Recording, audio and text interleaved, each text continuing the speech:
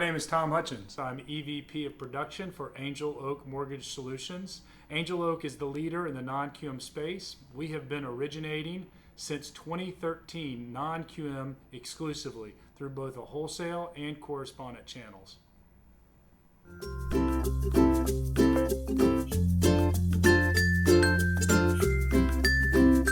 So we came back into the market in late April, really early May, and the reason we did it at that timeline is because a lot of the unknowns from March that occurred because of COVID had, we'd got more clarity on it. We understood where investors were, we understood what the market risks were, we understood how to really determine someone's ability to repay, and as soon as we could do that, we were comfortable and confident of bringing non-QM back out into the market.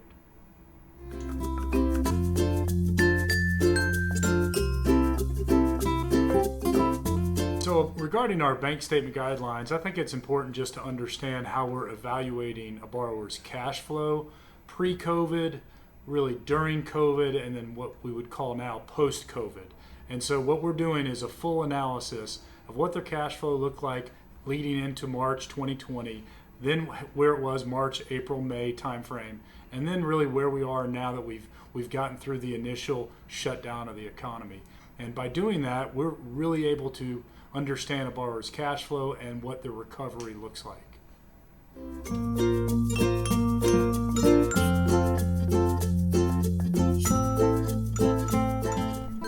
Really, the most prominent factors in bank statement evaluation of credit is just that. It's their overall credit performance and criteria leading up to their application. But most importantly on the bank statement loans is how we evaluate cash flow and our ability to evaluate cash flow on an extended period of time. So what we're looking for is consistency. I mean, generally, tax returns show you someone's tax liability, but we're able to look at someone's cash flow month in and month out over a period of time, and that really helps us determine a borrower's ability to repay.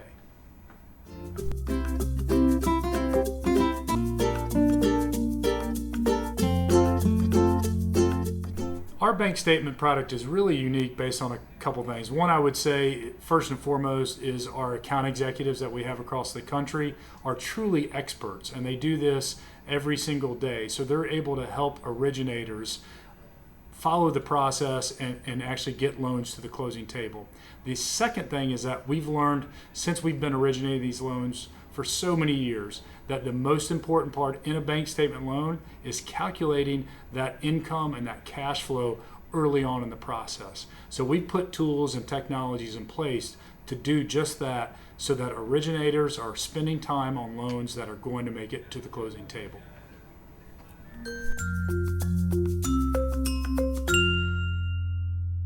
Our investor cash flow ICF loan, also known as DSCR, really works differently because we're not evaluating the borrower's income. We're actually looking at the property cash flow that the property generates, and that's how a borrower qualifies. So we're looking at the credit of the borrower, the assets of the borrower, things like that, but the cash flow of that investment property determines whether or not they're going to qualify for this loan or not.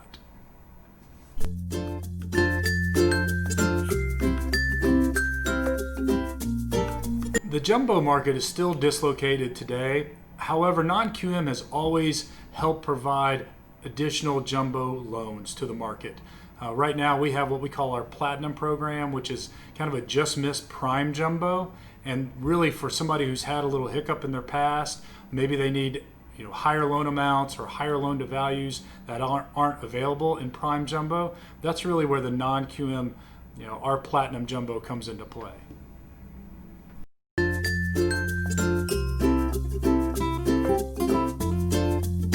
Looking at for new non-QM products, but we are looking at bringing back some of our old pre-COVID non-QM products, really some of those that had more credit issues. We believe that there's going to be a demand for that in the market, so we're evaluating that all the time. But just as importantly, the products that we have out there today, we are making very frequent changes and enhancements to those products, the guidelines, the rates, and everything to help more borrowers qualify for these loans.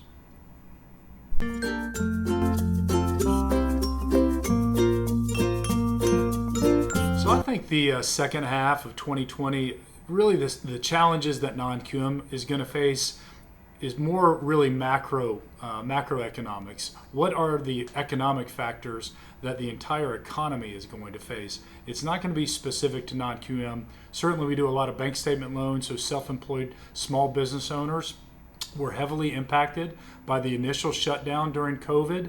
So we're just going to have to monitor that and continue to look at it. But that's going to be a challenge not only for non-QM, that's just going to be a challenge for the U.S. economy.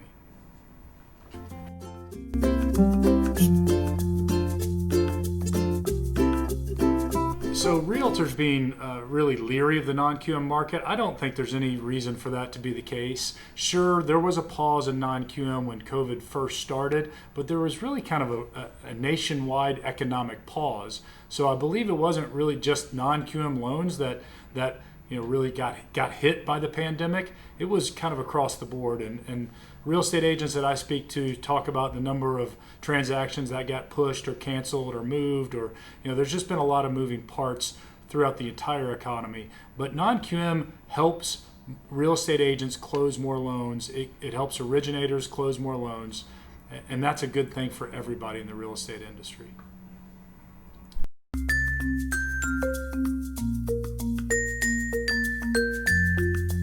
So to verify potential risk, certainly like sources of income, we're doing a verbal VOE during the process. Occupancy risk is a real risk in the entire mortgage business, but we pull a MERS report during the process of the loans.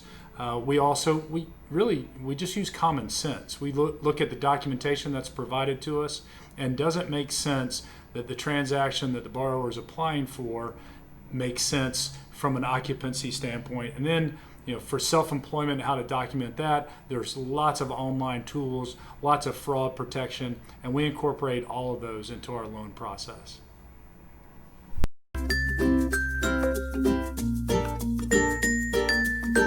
Well, I certainly understand why some people might be hesitant about non-QM and the potentials of it for it going forward, but you have to really look at what happened during the initial happening of the pandemic.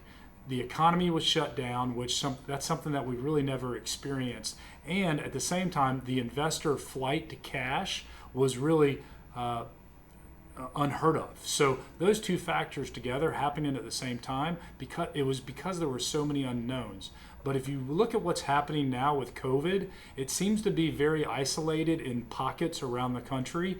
And I don't believe it's going to be an economic, nationwide event like it was in March of 2020. So I think with confidence, everyone should have that non-QM is here. It's going to stay. We're continuing to originate good loans that do perform.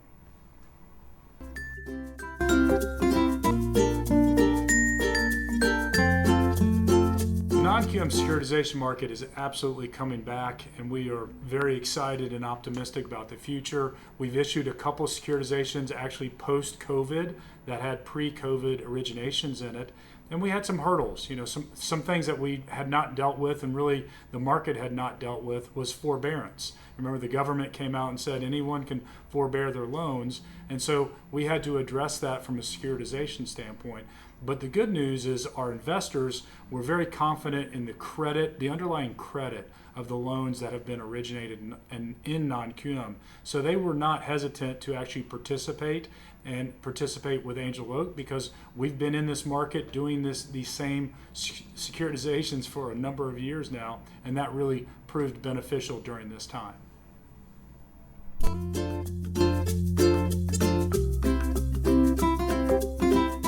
So I really believe the capital markets behind non-QM, we are very optimistic because a lot of reasons, but primarily because this was not a credit event. This was a health event, a nationwide health event, and the underlying loans that are part of the non-QM market continue to perform even during these challenging times.